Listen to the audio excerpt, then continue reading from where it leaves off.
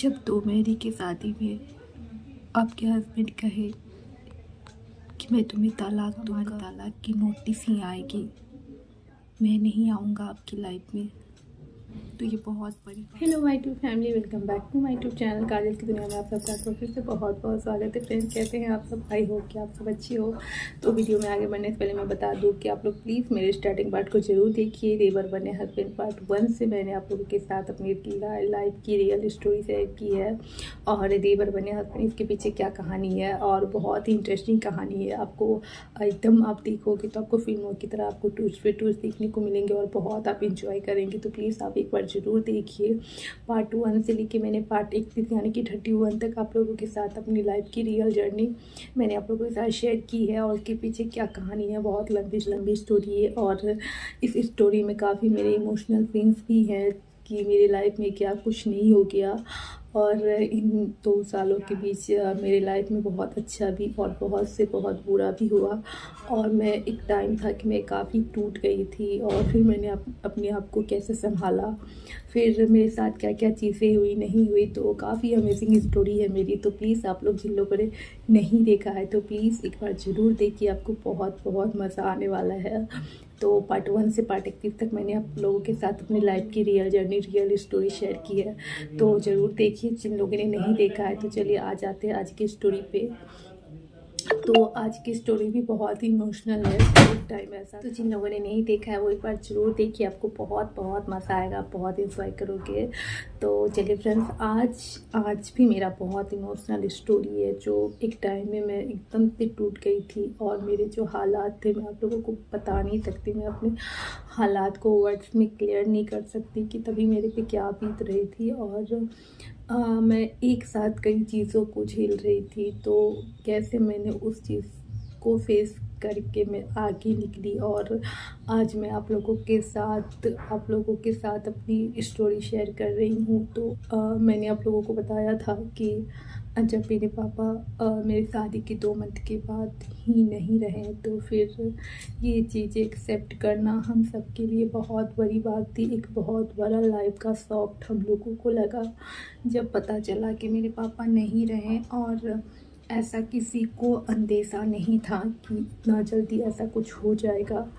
और जो नए व्यूवर्स हैं, मैं उन लोगों के लिए बता दूं कि मैंने अपने पापा के बारे में भी आप लोगों के साथ चीज़ें शेयर की है कि उन्हें क्या हुआ, क्यों ऐसा हुआ। और लेकिन फिर भी जो भी बातें थी, बट इतनी जल्दी किसी को उम्मीद नहीं थी मेरे पापा के जाने की। और अभी तो 2 मंथ ही हुए थे। अभी तो शादी की जो एक खुशी होती है, हम पूरे परिवार ने उस खुशी को अच्छे से फील भी नहीं किया था, और तभी एक बड़ा हादसा हो गया। और उस हादसे के बाद मैंने क्या कुछ नहीं सहा। मेरे अपने पराए सारे लोगों ने भी मेरे साथ जो किया वो चीज़ें मैंने आप लोगों के साथ शेयर की है।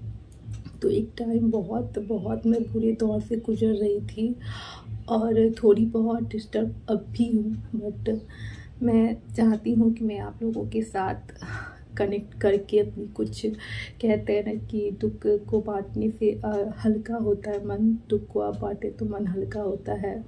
तो आप लोग मेरी फैमिली हो, मेरे नए फैमिली हो, जो मुझे आप लोगों के साथ काफ़ी आगे तक जाना है, तो प्लीज़ आप लोगों को अगर थोड़ी सी मेरी स्टोरी अच्छी लगे तो प्लीज़ दिल से सपोर्ट कीजिएगा, एंड मेरे चैनल को सपोर्ट कीजिएगा, ढेर सारा प्यार दीजिएगा। तो मैंने आप लोगों को बताया था कि मेरे शादी के 2 मंथ के बाद ही मेरे पापा नहीं रहे, और तभी मुझे पता चला कि मैं प्रेग्नेंट हूँ। और मुझे मेरे हस्बैंड ने वो कहने लगे कि अभी रहना नहीं, अभी चलना है। और मैंने बोला अभी नहीं जाना है। और जो भी पूजा पाठ क्लियर होने के बाद मैंने बोला नहीं, अभी मुझे रहना है, मम्मी के साथ रहना है। और मेरे हस्बैंड ने बोला कि नहीं, इन हालात में आपको यहाँ पे बहुत प्रॉब्लम हो जाएगी, और यहाँ का जो भी माहौल है बहुत, कह सकते हैं कि बुरा है। तो ऐसे में आप बिल्कुल भी अपना केयर नहीं कर पाओगे, बेबी का केयर नहीं कर पाओगे, तो बहुत कुछ। तो उन्होंने अपने हिसाब से अपनी जगह सही सोचा, बट फिर भी मैंने अपनी जगह सही सोचा कि नहीं, मैं अभी नहीं जाऊंगी मम्मी को छोड़ के। और मुझे इस बात का आज भी अफसोस नहीं होता है कि मैंने उस टाइम कोई गलत फ़ैसला लिया, क्योंकि एक फ़ैसला मैं स्टार्टिंग में ले नहीं पाई थी जिसका मुझे सारी ज़िंदगी अफसोस रहेगा। और वो चीज़ें मैंने आप लोगों को आगे भी और वो चीज़ें मैंने आप लोगों के साथ पिछले ब्लॉग में बताया था। तो इसलिए मैंने जो किया सही किया, ये मुझे आज भी लगता है। और तो मैंने बोला कि नहीं, मैं नहीं चलूँगी। तो तभी हालात ऐसे थे कि कोई कुछ समझने के लिए रेडी नहीं हो रहा था। कह सकते हैं कि तभी समय हम लोगों का, खासकर मेरे परिवार का, मेरे मायके वालों का, मेरा ऐसा चल रहा था कि हर तरफ से कहीं से भी किसी का सपोर्ट नहीं। तो फिर मेरे हस्बैंड ने बोला कि नहीं चलना है। मैंने बोला नहीं चलना है, अभी मुझे मेरी मम्मी के पास रहना है। तो पता नहीं कभी उनको भी क्या हो गया था, तो उन्होंने बोला कि अगर नहीं चलोगी तो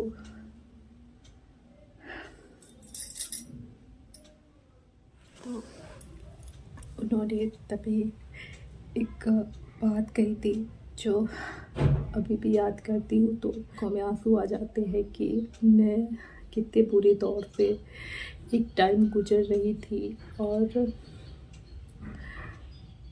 तो मेरे हस्बैंड ने कहा कि आप नहीं चलोगी तो ठीक है। वो बहुत ज़्यादा, जैसा कि मैंने आप लोगों को स्टार्टिंग बताया था कि उन्हें स्टार्टिंग में बहुत ज़्यादा गुस्सा आ जाता था।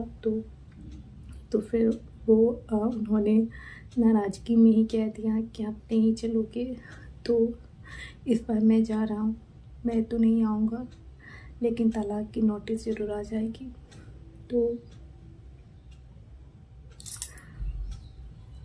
तभी मैंने कह दिया कि मैंने अपने पापा को तो खो दिया है, लेकिन अब माँ को नहीं खो सकती। खासकर मैं, एक जो बेटी का फ़र्ज़ है वो मैं ज़रूर निभाऊंगी, क्योंकि एक पत्नी, एक बहू से पहले मैं एक बेटी हूँ। तो जो हो जाए, मुझे आगे की कोई परवाह नहीं थी, आगे क्या होगा नहीं होगा। मुझे बस था कि मेरे पापा तो चले गए और मुझे उनके साथ जाने का अब तो हमेशा रहेगा कि मैं क्यों नहीं जा पाई। लेकिन अब ये मुझे दूसरा मौका मिला है तो मैं इसे बिल्कुल भी नहीं गवाऊंगी। तो मैंने कह दिया कि आपको जो करना है आप करो, मैं नहीं जाऊंगी। और मैंने तभी तो बोल दिया। फिर जब वो चले गए तो मैं काफ़ी, कह सकते हैं कि आप सोच सकते हो कि उस टाइम जब आपका कोई अपना दुनिया छोड़ के चले जाए तो उस टाइम आपकी मानसिकता क्या होती है, आपका हालात क्या होता है, आपकी हालत क्या होती है। और उसके बाद फिर ये दूसरा धमाका, कह सकते कि जब मेरे हस्बैंड ने ऐसी बातें बोली तो फिर मैं उनको तो कह दिया कि ठीक है। लेकिन फिर जैसे जैसे एक दिन 2 दिन बीतते गए, हम लोगों में बातें नहीं हो रही थी। कोई कहीं से भी कोई कनेक्ट नहीं था, ना तो व्हाट्सएप मैसेज, ना तो कॉल। तो 1 दिन 2 दिन 3 दिन फिर बहुत ज़्यादा मुझे बुरा लग रहा था, दुख हो रहा था कि पता नहीं आगे क्या होगा नहीं होगा। बट बहुत बुरा लग रहा था और वो बहुत बुरा दौर था मेरे लिए। कहते कि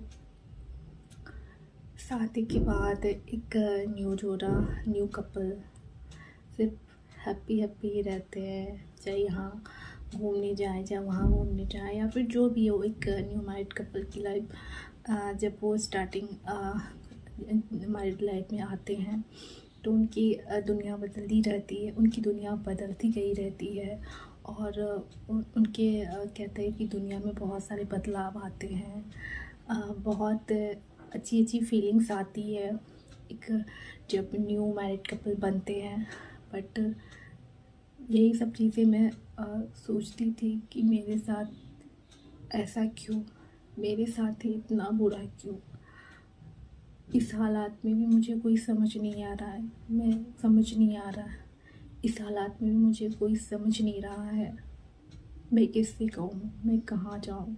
मैं अभी ऐसे हालात में हूँ कि मैं अपनी चीज़ें अपनी फैमिली को शेयर भी नहीं कर सकती, बिकॉज़ अभी इतना बड़ा दुख से सब गुजर रहे हैं कि मैं अपनी कोई चीज़ें अभी शेयर भी नहीं कर सकती। तो जो चीज़ें थी मैं अंदर ही अंदर अपने में ही लेके जीती रही, घुटती रही, और मैं बता नहीं सकती, मैं वर्ड्स में क्लियर नहीं कर जता नहीं सकती आप लोगों को कि तभी कैसा हाल था मेरा। और आप समझ ही सकते हो कि इतनी बड़ी चीज़ें जिसके लाइफ में हो जाए कि उनके पापा चले गए इतनी जल्दी, जिसका किसी ने ये चीज़ें एक्सेप्टेड नहीं की थी, किसी ने ये चीज़ें नहीं सोची थी। अचानक से जाना बहुत बड़ी बात होती है, और उसके बाद फिर न्यू शादी के बाद ऐसी ऐसी चीज़ें हो जाना बहुत बड़ी बात होती है। तो बहुत कुछ सहने के बाद, देखने के बाद धीरे धीरे फिर भी मैं अपनी लाइफ में बढ़ती गई। फिर जाके उन्होंने वहाँ पे जाके 1 वीक के बाद मुझसे बातें की तो फिर हम लोगों में जो भी है झगड़ा सॉर्ट आउट हुआ। बट फिर भी बीच में, जैसा कि मैंने आप लोगों को बताया कि मेरे हस्बैंड चाहते थे कि मैं जाऊँ और मैं नहीं गई, तो इस वजह से बीच में हमारा फाइट्स हो जाता था, हमारी आर्ग्यूमेंट्स हो जाती थी। बट ये बातें भी फिर हो गई क्लियर। उन्होंने फिर मुझसे माफ़ी मांगी कि मुझे माफ़ कर दीजिए, मुझे ऐसी बातें नहीं करनी चाहिए। मुझे तब बहुत गुस्सा आ जाता था, और आपको पता है कि मुझे बहुत ज़्यादा गुस्सा आ जाता है तो फिर मैं कंट्रोल नहीं कर पाता हूँ। तो मुझे ऐसी बातें नहीं करनी चाहिए, मुझे माफ़ कर दीजिए। तो जो भी है ऐसा उन्होंने फिर बाद में कहा, और फिर हमारा झगड़ा जो है वो सॉर्ट आउट हो गया। फिर बीच में ऐसे छोटे मोटे झगड़े तो पति पत्नी में होते रहते हैं, तो थोड़े बहुत तभी अपने हालातों को लेके थोड़ी बहुत मैं ज़्यादा परेशान रहती थी, और हो जाते थे ऐसे कुछ कह सकते हैं झगड़े वगड़े सीन्स, तो थोड़ी बहुत ज़्यादा परेशान रहती थी। बट फिर भी मेरे पूरे हालातों में ही मुझे अपने हस्बैंड से ही हर तरह का सपोर्ट और प्यार और साथ मिला, और बाकी तो किसी का नहीं। एक जो मेरे मायके वाले और मेरे हस्बैंड ने हर कदम पे मेरा साथ दिया है। हाँ, थोड़ी बहुत पहले चीज़ें कभी कभी हो जाती थी अप्स एंड डाउन, लेकिन फिर धीरे धीरे उन्होंने मुझे समझा, और फिर जाके वो मेरे हर सुख दुख में वो अभी तक मेरे साथ खड़े हैं। और मुझे बहुत प्राउड होता है कि वो मेरे पति हैं, और मुझे ऐसे पति मिले हैं। टच वुड, भगवान का शुक्रिया अदा करती हूँ, क्योंकि शायद अगर ये ना मिलते तो शायद इनके जैसा कोई और नहीं मिलता मुझे। तो और जैसा कि हमारी स्टार्टिंग स्टोरी है कि कहते हैं कि जोड़ियाँ आसमान में बनती है, जोड़ियाँ रब बनाते हैं। तो कुछ ऐसा ही आपको मेरा रिश्ता देख के जिन लोगों ने स्टार्टिंग पार्ट को देखा होगा, स्टार्टिंग से मेरी स्टोरी, मेरी जर्नी देखी होगी, तो उन लोगों को ये 110% यकीन हो गया होगा कि जोड़ियाँ ऊपर से बनती है। क्योंकि हम लोगों का जैसा रिश्ता है कि इन 4 साल में घूम फिर के किस तरह से हम लोग एक दूसरे के साथ इस बंधन में बंधे। तो सच में ये भगवान का ब्लेस्ड है मेरे लिए, जो मेरे हस्बैंड के रूप में मुझे दिया है। बाकी तो बहुत दुख देखे हैं मैंने, बट एक ब्लेस्ड बहुत बड़ा जो भगवान जी ने मुझे दिया है मेरे हस्बैंड के रूप में। बस उनका प्यार बना रहे तो मैं हर मुसीबत को पार कर लूँगी। तो बस आज की मेरी स्टोरी यही थी कि मेरे साथ ऐसी चीज़ें हुई जिसे मैंने आप लोगों के साथ आज शेयर किया, और मुझे शेयर करके बहुत अच्छा लगा। तो प्लीज़ आई होप कि आप लोगों को भी मेरी रियल जर्नी, रियल स्टोरी अच्छा लगे। तो प्लीज़ हमें दिल से सपोर्ट कीजिएगा, एंड वीडियो को लाइक एंड शेयर कीजिएगा, एंड चैनल को सब्सक्राइब कीजिएगा, हमें ढेर सारा प्यार दीजिएगा। तो मिलते हैं नेक्स्ट वीडियो में।